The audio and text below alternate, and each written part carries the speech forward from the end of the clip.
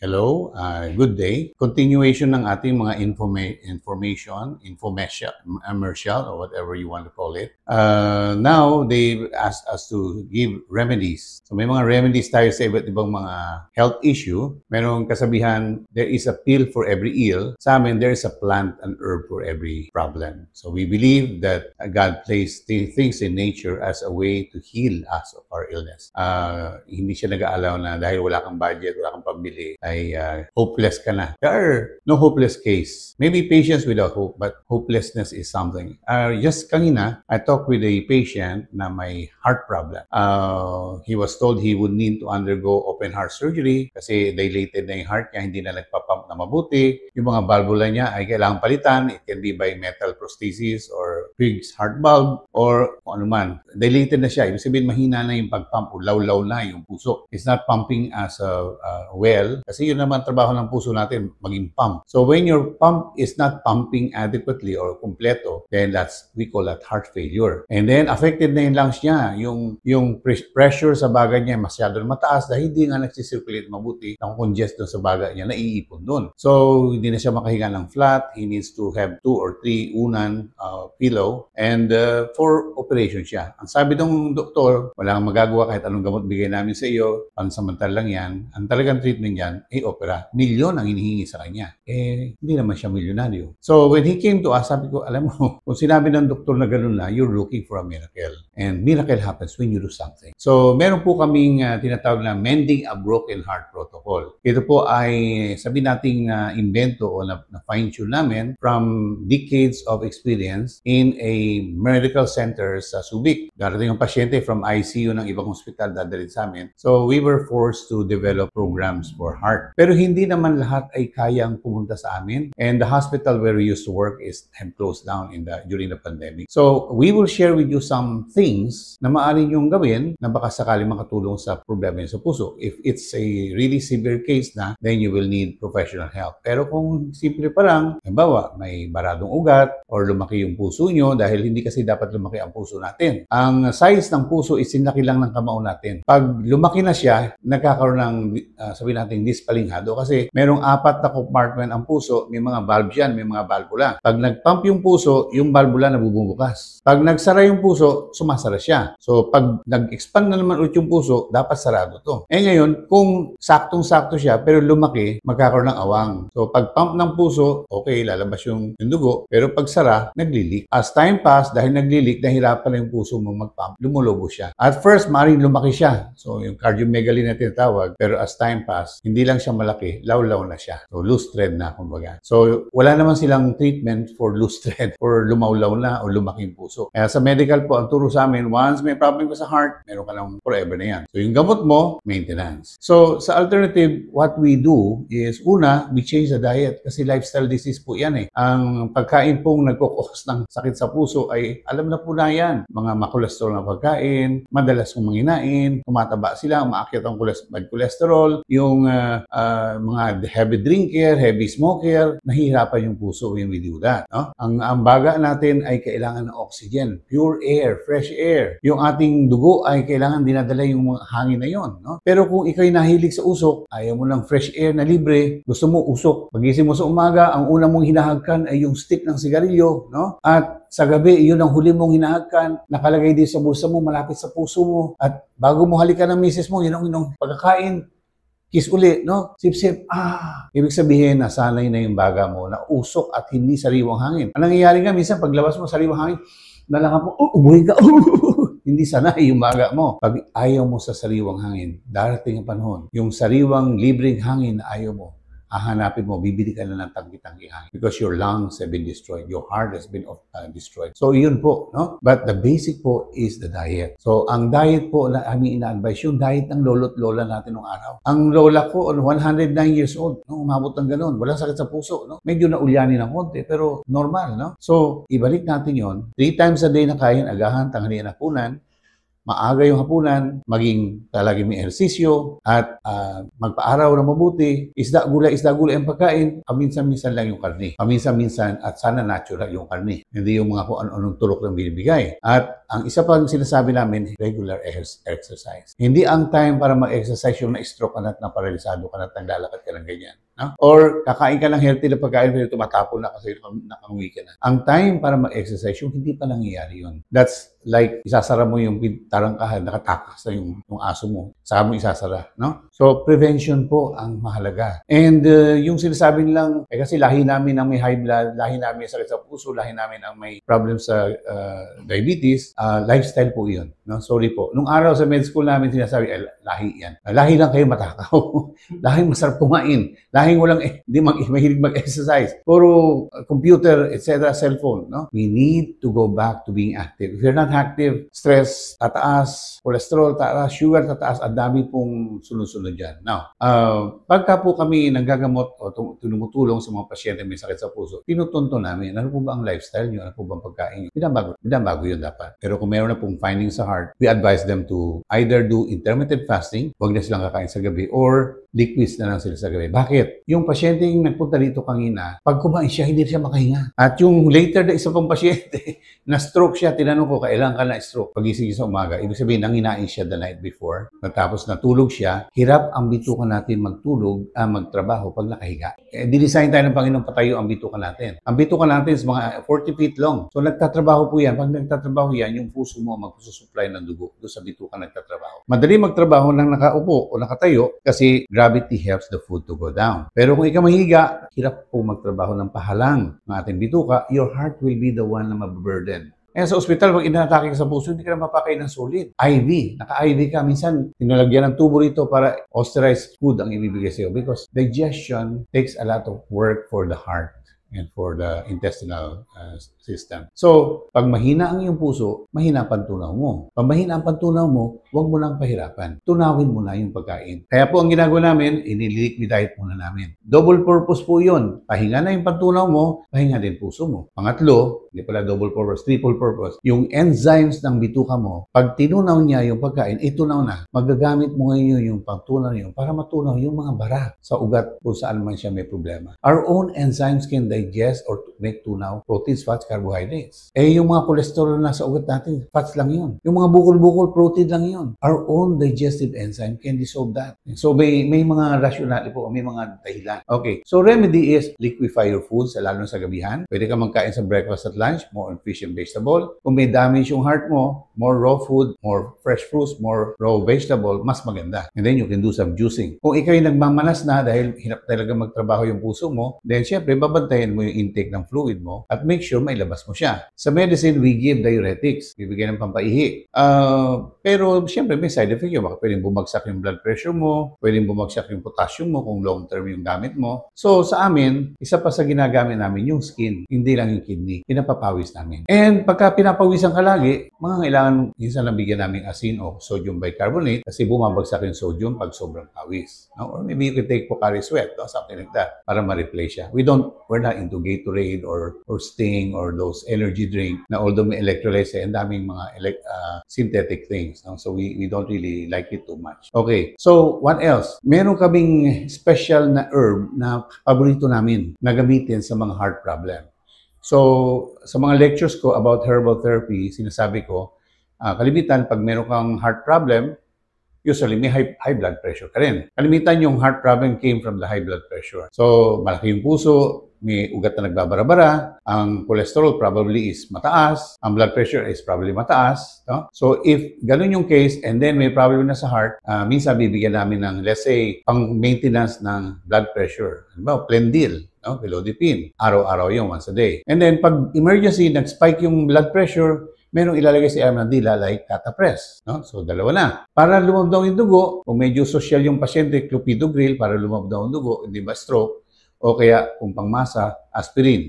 o aspilate. So, depende sa budget mo yun, no? So, with the aspirin and clopidogrel, tatlo na yun, no? And then, since cholesterol ang pinagmulan, statin, rosuvastatin, o Lipitor, pampababa ng cholesterol. And then, para lumakas yung tibok ng puso, meron kami tinatawag na digitalis o digoxin, no? So, 5. Tapos, para sa emergency sa puso, meron ilagay sa MD, Isordil ang ginagamit namin. 6. So, meron kang maintenance sa puso, may payback sa BP, may pang-emergency ka puso, may pang-emergency ka sa BP, meron kang papalabnaw ng dugo, meron kang pababa ng kolesterol, at may pampalakas ng tibok ng puso. That's 7 medicine. Tapos tatanungin mo sa pasyente, sa doktor, ito po yung gamot ko, hanggang kailan ko po ito iinumin? Ano sabi?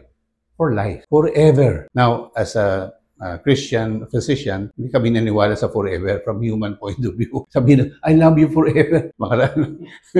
Makaraan lang ilang panahon, makita mo, iba na, no? Forever is only possible with God. Pero sa human beings, hindi mo pwedeng pagtiwalaan yun. Yung mga gamot na lalabas sa market, like there was a medicine before, Adalat and Calciblac, no? Pag mataas ang presyon, ibaba mo sa ilalim dila mo, baba agad, ang bilis, no? Binan na yun, inalis na sa market. Kasi ang side effect niya, heart attack. O, di ba?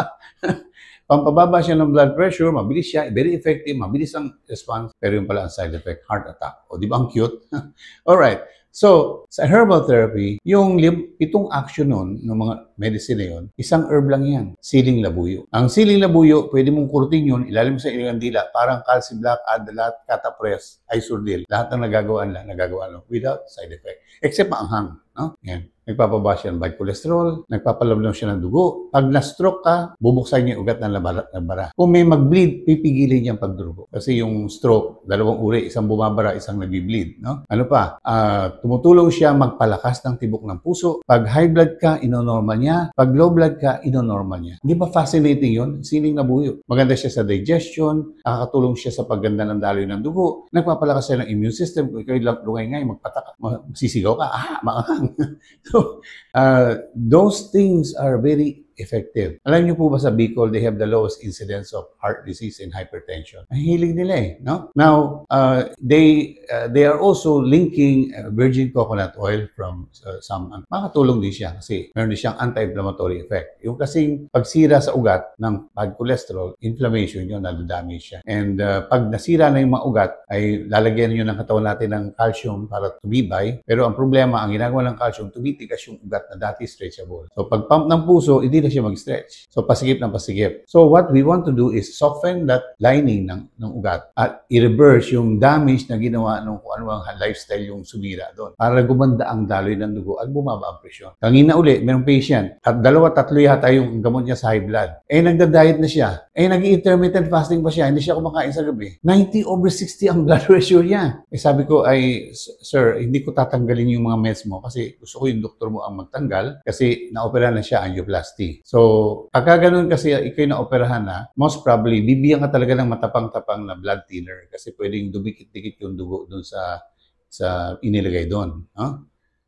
Kung tatanggalin ko lahat yung mga medicine niya, hindi pwede. So, pwedeng tanggalin agad yung gamot sa sugar, pwedeng tanggalin agad yung gamot sa cholesterol kasi huwag ka lang kumain, bababa na sugar mo. Pero yung gamot sa high blood, sa puso, hindi mo pwedeng tanggalin bigla. May rebound eh. Pinipigilan mo yung blood pressure, inis mo bigla, pwede mag-rebound. Pwede mong bigyan ng herb, then ng medicine, and nakita mo bumababa na, unti-unti mo nang iti-taper down o alisin yung medicine. Saka maiwan yung herbal. As long as sumusunod yung patient sa lifestyle and diet, pwede mo alisin. Okay? So, siling labuyo. Ano pa? Garlic. Alam natin garlic. Ang garlic po, hindi magpapababa ng blood pressure mo pag inom mo. Hindi katulad sa sili na talabagad siya. But long term, it can help. It's an antioxidant. Tutulong siya sa circulation. Tutulong siya sa boosting ng immune system. Papababa siya ng bad cholesterol. At marami pa siyang ibang ginagawa. So, bawang and siling labuyo. No? Ano pa? Minsan ginagamit namin ng sibuyas. Kasi sibuyas, yung balat niya, has quercetin. Quercetin is an antioxidant. It prevents damage doon sa mga lining na ugat. Yung antioxidant na yon, mayroon kaming tinatawag doon proanthocyanin. Para siyang yung active antioxidant na nasa grapeseed. Sa Italy, Rome, sa Greece, mababang incidence ng heart and hypertension, heart disease and high blood pressure kasi they of two things. One is olive oil, which they use from any cooking thing, minsan for salads, and then yung red wine. Ang active ingredient do sa red wine is yung resveratrol or grapeseed extract. Ginagawa ng grapeseed, it prevents damage do sa lining ng ugat para hindi masira at magkaroon ng mga cholesterol plaque doon. No? And it is protective also for the heart. So yung olive oil, maski nangihinain sila ng mga cholesterol na pagkain, ini-neutralize niyo yun. And then, the grapeseed extract protects them, resveratrol. Of course, meron ng mga seedless grapes ngayon. So, meron pa rin naman sigurong active ingredient yung grapes, pero it was the grapeseed itself. And for the red wine, yun namang alcohol, nakaka-damage naman siya ng mga ugat and the brain. So, hindi rin siya maganda. If you want to use red wine as a protector, i-boil out mo yung alcohol. And then, dahil wala na alcohol siya, ilagay mo sa ref kasi masisira siya. So, just some kasi marinig, ay, nag-iinom akong red wine. Yes, it helps protect the heart, pero the alcohol is not good. Even small amount can damage brain cells and also affect your liver and your kidney. Gusto natin, alisin natin yung alcohol part. And then, kung wala na alcohol part, you can use it. Even if you have high blood sugar, high sugar level, it's still easy kasi madali namang eliminate ng katawan natin yung fruit sugar. Okay, what else? Oh, turmeric. Ang nagkukos ng pagkasira sa puso, sa mga valvula niya, sa mga ugat is inflammation. Turmeric is a powerful anti-inflammatory herb. No? And then, pag sinamahan mo pa siya ng paminta, yung paminta o piperidine ay nagiging mas effective yung turmeric kumpara sa mag-isa lang siya. Meron silang tulungang effect, no? So, simple, di ba? Mura lang naman siguro yung luyang dilaw, no? Okay, what else? We also use yung mga bignay, yung mga duhat, yung mga berries kasi meron din mga antioxidant yung mga yun. No? So with a plant-based diet plus yun, pwede mo lang gamitin yung heart mo. I remember when I was just starting in this alternative thing, may patient sa amin, kapitbahay namin, na may 4 siyang barang sa ugat ng puso niya, 4 na ugat. For quadruple heart bypass siya. Although, okay pa naman siya, nakakalakad pa naman siya. So I just gave her a simple diet, isda gulay. 3 times a day, breakfast, lunch, dinner, before 6 yung dinner, and then some bawang, sibuyas, luya. And by the may isa palang herb pa kami binigay. And by the next month, yung 4 niyang bara, 2 na lang. Then the next month, 1 na lang. Then the next month, 3rd month, clear. Nasyak ako kasi hindi yun ang turo sa amin sa med school. Ang turo sa amin sa med school, surgery or drugs forever. So sabi ko, ay, ganun pala yun. Pwede palang maalis yung bara. Cholesterol lang yun eh. How do we get rid of cholesterol? Exercise, diet, etc. Pinatulog ko maaga kasi may mga cases na kaya pala nagbi-build up yung cholesterol na because of late nights, puyat ng puyat, or too much stress. Recently, my father-in-law died of a heart attack. So sad din kasi walang warning. No? And then yung mother-in-law ko nagche-chest pain. Hindi nagpapanik kami kasi siya yung talaga may problema. We brought her to the cardiologist. The EKG showed normal. Pero hindi pa rin pwedeng pagtiwalaan yung normal ECG. I've had patients normal ECG, natake bigla. No? So in her case, clear naman. During that time, nagche-chest pain. Sabi nung cardiologist ay kasi because of emotional pain. Masakit din siya sa heart, pero emotional, hindi the heart. But people can die of a broken heart. So, ang binigay sa kanya, pain reliever. Hindi for the heart, pain reliever. Sa akin, I would probably give a tranquilizing herb like valerian root or chamomile para kalmante yung emosyon niya. So, you can give that. For a patient with a heart case, I probably give valerian root or chamomile. Kasi paano kung manood siya ng laban ni Pacquiao, atakihin siya? Or magalit siya sa kapitbahay niya o sa asawa niya, edi inatake siya. Or natutulog siya, bigla siya na naginip na hinahabol siya ng kusino. No? So, very dangerous ang sakit sa puso. It's a time bomb waiting to explode. Anytime, anywhere, any place. No? So, ganun siya. Kaya, yung aming mga pasyente, kanina, yung isang pasyente namin na yung sabi ko, nagna-90/60 na angioplastic case, binigyan namin siya ng extract ng siling labuyo. 90/60, 90/70, nagdidilim pa rin yan. Pag biglang tayo, 2 yung meds niya sa high blood, may 2 pa siyang meds sa heart. All of those can lower blood pressure. Ay, patak siya. Namula siya. Pero nag-improve naman yung tibok ng puso niya. So, if you have a high blood pressure problem, ang i-advise namin ay gumawa kayo doon. How to make an emergency herb for the heart, for the blood pressure, o kung naman. So, in alternative medicine, we have something called tincture. Yun ay herbal concoction. Pag nagpunta ka sa Chinatown, makikita mo doon, may mga bote-bote ng alak. May makikita ka doon mga ginseng, may makikita ka mga herbs doon. Minsan may makikita kang ahas, butiki, tuko, no? Hindi natin naano yun yung mga hayop na yun. No? ang ginagawa natin, mga herb. Kasi ang herbs ay maraming uri ng pagpo-prepare. Yung capsule doon, halimbawa, uminom ka ng capsule, yun ay pwedeng dahon na dinurog, tinuyo para maging pulbos, tapos talagay sa capsule. O kaya may iba pa silang mga procedure na ginagawa. So pag inom mo ng capsule, usually hindi mo naman ma-absorb lahat yun. Merong part na natatapon. No?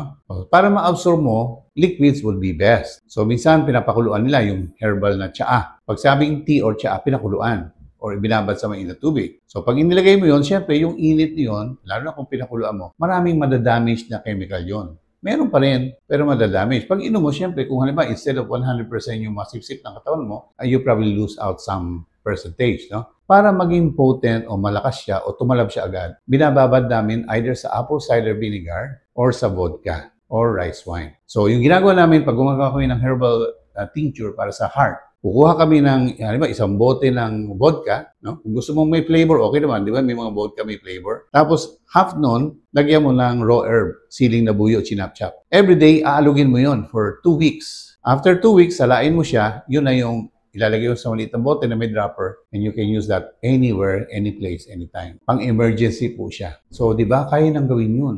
Ayaw mo lang vodka, di vino de quina, o shoktong, no? O rice wine, o yung, ano ba yung sa mga ano? Soji ba yun? Soji, Korean, no? Rice wine yun no? You can use that kasi pwede siyang babaran. Sometimes, lagyan na rin namin ng garlic, lagyan na namin ng turmeric, lagyan na rin namin ng onion, lagyan din namin ng ginger, o kumpleto na siya. Nandun na yung emergency medicine mo, no? Of course, we're sharing this as something you can do on your own. Pero kung meron ka talagang matinding problema, please go to the nearest alternative doctor para mapatnubayan po kayo. Kasi pag meron po tama, pag tinignan nyo yung lecture namin about mending a broken heart, hindi lang yun. Ina-acupuncture pa namin. Meron kami mga procedure na ginagawa, hyperbaric chamber.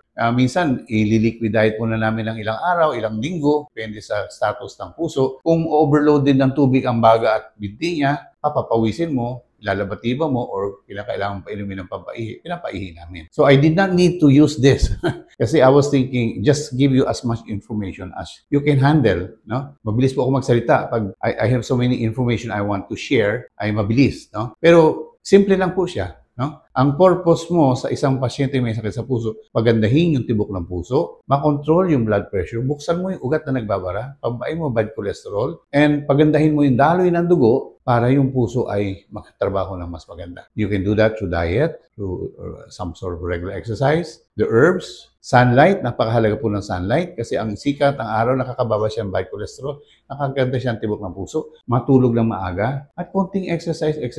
Pag may problem sa heart, walking lang yung pwede mong gawin. Hindi ka pwede mag-swimming o kasi baka masyado mahirapan ang puso. But as you keep doing it, you'll get stronger. Then you can do more strenuous exercise. They did a study. Mukha sila mga aso. Yung isang grupo ng aso, nilagyan lang bara sa puso. No? Actually, lahat sila may bara sa puso. Pero yung isa, hindi mo na sinara pareho. Pero yung isang grupo ng aso, kain-tulog lang. Yung isang grupo ng aso, kain-tulog, walking. Kain-tulog, walking. After a few weeks or months, sinara nila pareho. Yung kain-tulog, patay. Yung kain-tulog, exercise, buhay. Kasi dun sa ugat na may bara, nag-form silang maliliit na ugat para masuplayan dahil meron demand They call it recanaliculi o pagkakaroon ng bagong kanal o bagong passage. No? Nag-bypass dun sa bara. So, if we exercise regularly, maski may heart problem ka at hindi mo naman masyadong pinapagod sa sarili mo, yung baradong ugat and open up sa ibang parte, and your diet will in turn slowly remove that blockade sa ugat mo. So, you can bypass surgery kasi God has a different way of moving things and doing things. So, I hope you learned something. May God bless you all.